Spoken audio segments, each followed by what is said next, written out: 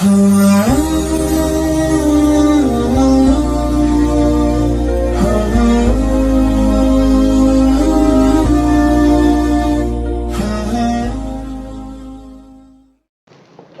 بالله من الشيطان الرجيم بسم الله الرحمن الرحيم إن الذين لا يرجون لقاءنا ورضوا بالحياة الدنيا واطمأنوا بها والذين هم عن آياتنا غافلون أولئك مأواهم النار بما كانوا يكسبون إن الذين آمنوا وعملوا الصالحات يهديهم ربهم بإيمانهم تجري من تحتهم الأنهار في جنات النعيم دعواهم فيها سبحانك اللهم وتحيتهم فيها سلام وآخر دعواهم أن الحمد لله رب العالمين سبحانك لا علم لنا إلا ما علمتنا إنك أنت العليم الحكيم ددینا روان آیاتون مبارک کے اللہ تعالی جل شانہ عم نوالہ دخبل ربوبیت د پارا د اسمان او د زمکی استدلال پیش کو بیا پاغی کی د شمس او د قمر د نظام ذکر کو ورپسی بیا د شپې او دروازه هغه اختلاف او بدیدو داغي الله ذکر کو الله د خپل قدرتونو نخي بیان کړي په استدلال سره په شهادتونو سره او د عقیده توحید او د عقیده آخرت په یو ډیر بلیغ انداز سره الله ذکر او بیان وکړو اوس پکار دادی چې دومره واضح کارا الله د خپل قدرت نخي علامی مونږ ته بیان کړي نو پکار دادی چې هر یو انسان پدی باندې غور او فکر وکي او د الله د توحید او د الله د ربوبیت اقرار وکي خدغه دې کې انسانان دو طبقه شو یو طبقه هغه وا چې هغه پدی د الله د قدرتونو نه خو باندې او غور او فکر اونکو نی ورته توجه او خیال وکړو او نه خپل پیدا کون کې مالک او پیجند او تر دې چې دغه طبقه ځان د عام زناور سره شامل کو پکار خدا دی چې دغه طبقه چاغي په خپل ځان باندې غور او فکر وکي د الله په قدرت باندې غور او فکر وکي او الله دې انسان لږ بیا کم امتیاز ورکړي دي عقل شعور ورکړي دي د نور زناورنا الله ممتاز ګرځولې دي لیکن دغه طبقه د انسان بالکل ځان د زناور په لیست کې شامل کو او پاغي باندې اړو غور او فکرونو کو او نه خپل خالق او مالک او پیجند نو الله دلته دغه طبقه رومبانی ذکر کوي په دوه آیاتونو کې اول داغي احوال بیانې او بیا داغي سزا د آخرت بیانې نو الله فرمای ان الذين لا يرجون لقاءنا ورضوا بالحياه الدنيا او دغه طبقه چې هغه د الله په قدرتونو باندې غور او فکر اونکو نو دا هغه کسان دي چې دوی د خپل رب د ملاقات او امید نه لري د دوی په ذهن کې دا اړو خبره ناراضي چې زموږ د خپل خالق سره ملاقات کیږي نو الله وی دي زموږ د ملاقات امید نه لري توقع نه لري او بیا ورضو بالحیات الدنیا خوشاله دي او راضي دي د دنیا په جون باندې کوی دوی دا دائمی جون چې کم د آخرت جون دی هغه دائمی جون له په عارضی جون باندې فوقیت ورکو دنیا یې واغستله، دنیا یې خوښه کړه، د دنیا مال او اسباب یې خوښ کړل. نو لومبني خدا چې دوی د الله د ملاقات امید نه لري، ورپسې بیا د دنیا د ژوند له ترجیح ورکړه د آخرت په دایمي ژوند باندې. او دریم نمبر بیا وطمئنوا بها، بیا دومره په دې دنیوي ژوند باندې مطمئن شو د دې په اسبابو باندې چې د دوی اړو ذهن کې دا اړو راتلل نه چې موږ به د دنیا د دې ژوند نه موږ به یو بل ژوند ته منتقل کیږو. او دا خو ښکاره خبره وه چې دنیا کې چې کوم دی دنیا نه خلق روان دي ځیا، خو لیکن دوی په دې مطمئن وو چې بس د دنیا دا ژوند دی، بس دلته به اوسېدل وي او د دې نه موږ ته تلل نشته. او بل د دې دا علامه وه چې والذین هم عن آیاتنا غافلون، الله دا کسان زمونږ د آیاتونو نه په غفلت کې پراتو. دې ته دم الله کائنات خور کړو، د خپل ربوبیت د پاره وته دومره د قدرت نخي اخودلې، او بیا هم چې کوم دی پاره کې غور او فکر نکو. که دوی له کوم دی پای کې غور او فکر کړی وي نو دې ته به خامخا لاره ملو شوی وي او دوی به د خپل غفلت نه اوتې وي او خپل رب یې پیژندلو، خو دوی هم په دغه غفلت کې مبتلا پاتې شو. والله اولئک مأواهم النار بما كانوا يكسبون. اوس الله د دوی اخروی سزا بیانې چې دا کسان دي چې د دوی ټکانه اور د جهنم دی، او دا اور د جهنم دوی د پاره دی چې بما كانوا يكسبون، په وجه د دې چې کوم دوی کسب کولو، کوم ګټه کوله، چې هغه د کفر او د شرک چې کوم کسبو دا د دوی کرتوتو، نو لهدا خپل رب ونه پیژندو، نو د اخروی سزا چې هغه جهنم اور د دوی ټکانه وګرځیدا. ورپسې اوس بیا الله تعالی هغه دویمه طبقه چې کوم خوش نصیبه طبقه ده چې هغوی د الله په دې قدرتونو باندې، علامو باندې، نښو باندې غور و فکر کړی دی، او بیا دې خبرې ته رسېدلي دي چې د دې کائنات یو مالک شته چې هغه مالک الله دی، او په هغه خپل رب یې وپېژندو او په هغې ایمان راوړو، هغې ومنو چې څنګه رب چې کوم الله زموږ رب دی، او الله چې کوم دی بالکل په خپل ذات او صفاتو کې تنها دی، یکتا دی، نو ولا شریک شته، او نه چې کوم دی د هغه څوک هم مثل شته. نو الله وی دغه طبقه هغه دي چې ان الذين امنوا وعملوا الصالحات، بشک هغه کسان چې ایمان یې راوړو او خپل عمل یې وکړو. اوس د هغوی دپاره کومه صله ده؟ یهدیهم ربهم بایمانهم. دلته د هدایت لفظي معنی خو عام مشهور دا ده چې لاره ښودل، خو دلته د دې کې علما فرمایي چې د دې هدایت بله معنی منزل مقصود ته رسیدل او منزل مقصود پیژندل هم دي. نو الله دوی ته د هغه کسان دي چې الله دوی ته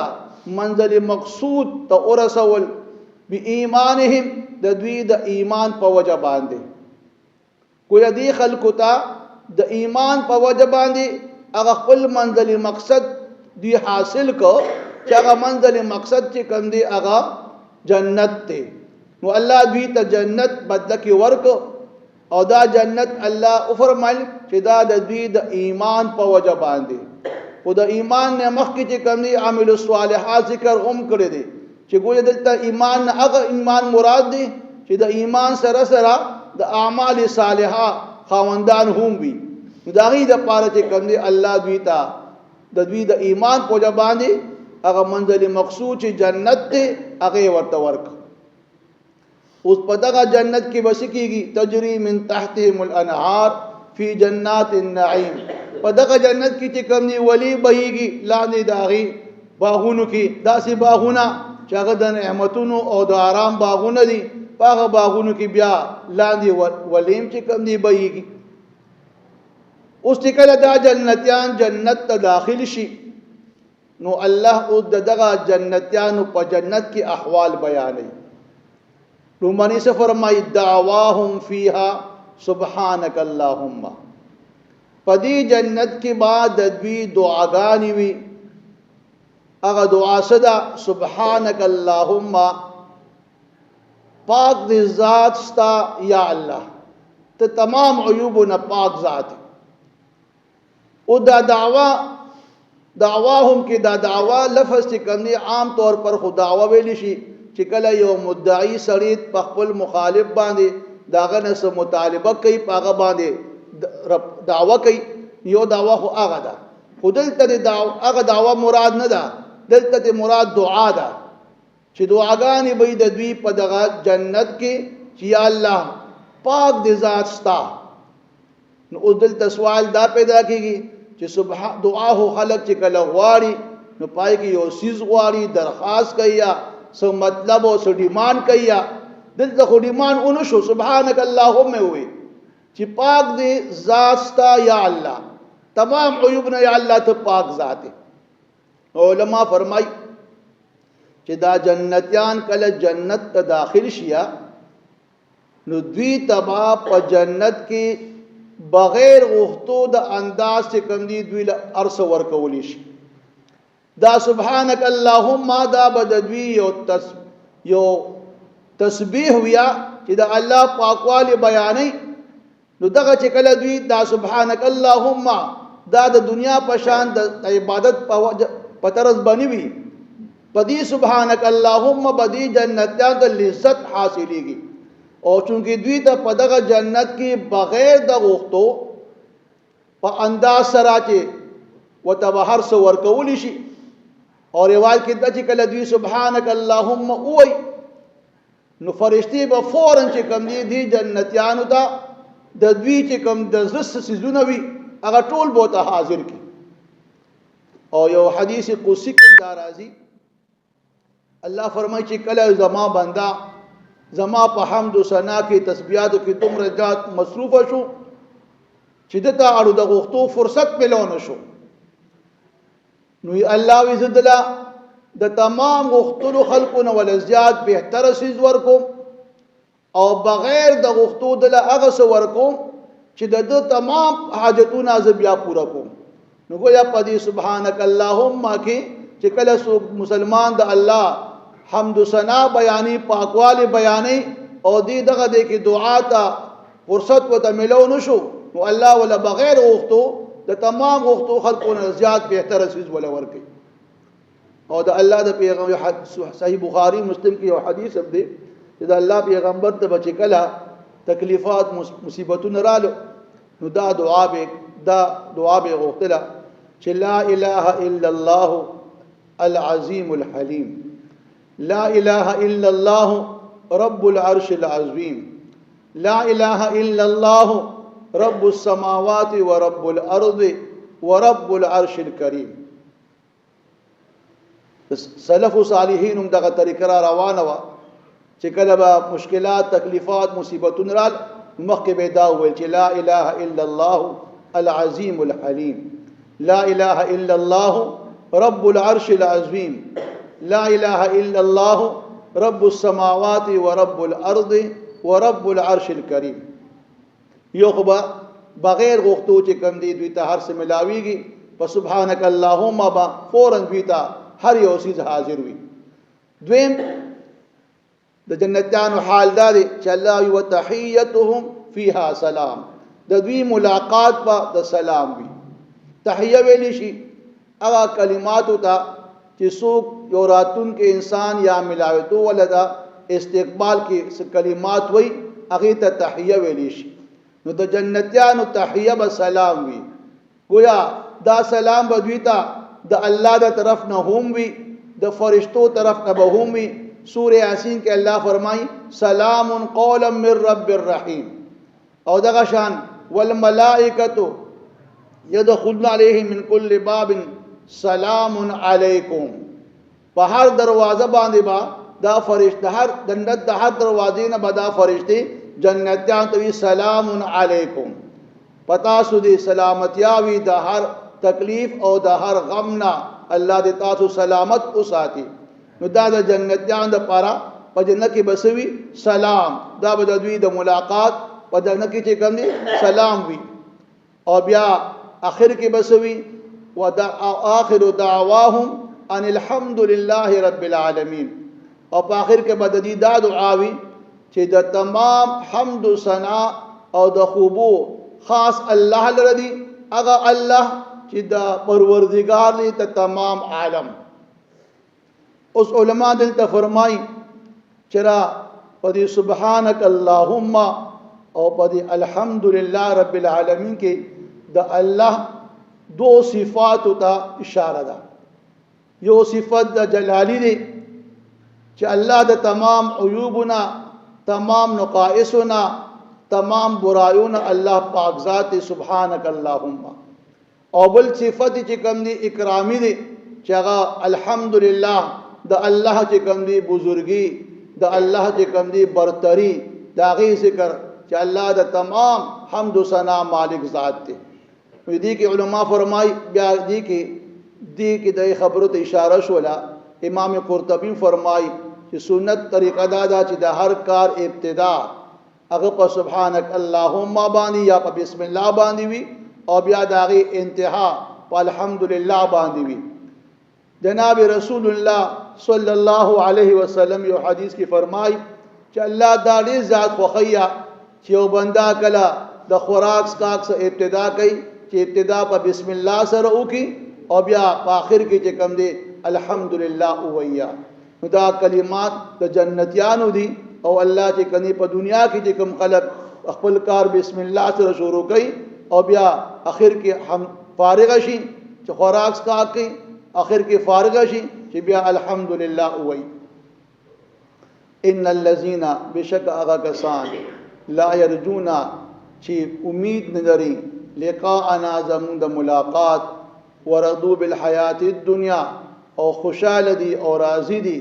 د دنیا په جون باندې واطمئنوا بها او مطمئن دي د دنیا په دې ساده سامان باندې. والذین هم عن آیاتنا غافلون او هغه خلک چې زمون د آیاتونو نه بے خبر دي او غفلت کې دي. اولئک دا کسان دي مأواهم النار چې کانه د دوی اور دي بما كانوا يكسبون فوجد دي چې دوی د کفر او د شرک کسب کولو او دا ګټه کړی دا. ان الذين او بشک هغه کسان امنو چې د ایمان خاوندان دي وعملوا الصالحات او نیک عمل کوي يهديهم ربهم بإيمانهم منزل مقصود با ورکی الله رب منزل مقصود با ورکی رب تدوی بإيمانهم دویتا تدوی د ایمان په وجه باندې. تجری من تحتهم الانهار بهیږي با لاندې داغي ولی فی جنات په دغه باغونو کې النعیم داسې باغونه چې د آرام باغونه بوي او د نعمتونو باغونه بوي. دعواهم فيها او په دغه باغونو کې با او په دغه جنت کې با د اهل جنت چې کوم دي دا دعاوي سبحانك اللهم پاک ذات یا الله پاک ذات استا یا الله. وتحيتهم فيها سلام او ملاقات د غیبا جنت کې چې کوم دي په سلام سره وي. واخر دعواهم او په اخر کې داغي دعا بداوي چې ان الحمد لله رب العالمین چې تمام خوبه خاص د الله د پاره دي هغه الله چې پروردگار دی د تمام عالم. ان الذين بشک هغه کسان لا يرجون لقاءنا چې امید نه لري زمون د ملاقات ورضو بالحیات الدنیا او راضی دي په ژوند د دنیا خوشاله دي په ژوند د دنیا باندې. واطمئنوا بها او مطمئن دي د دنیا په دې ساده سامان باندې. والذین هم عن آیاتنا غافلون او دا هغه کسان دي چې دوی زمون د او هغه کسان چې زمون د آیاتونو نه په غفلت کې دي. اولئک مأواهم النار دا هغه کسان دي چې ټکانه د دوی اور دي بما كانوا يكسبون په وجه د دې چې کوم دوی کسب کولو کوم ګټه کړی ده. ان الذين بشک هغه کسان امنو چې د ایمان خاوندان دي وعملوا الصالحات او عمل کړی وي د نیکه يهديهم ربهم بإيمانهم منزل مقصد تبا الله دی ورسي رب د دوی د ایمان او وجه باندې. تجري من تحتهم الانهار روان به د لاندې داغي ولی فی جنات النعیم په باغونو د آرام او د نعمتونو. دعواهم فيها او د دې اهل جنت په جنت کې چې کوم دعاګانې وي ابداوي سبحانك اللهم پاک دی یا الله پاک دې زاستا یا الله وتحیتهم فیها سلام او ملاقات د دوی به چې کوم دی په سلام سره وي واخر دعواهم په اخر کې دعا به د دوی دا وي چې ان الحمد لله رب العالمین چې تمام خوبه خاص د الله د پاره دي هغه الله چې پروردگار دی د تمام عالم او جهان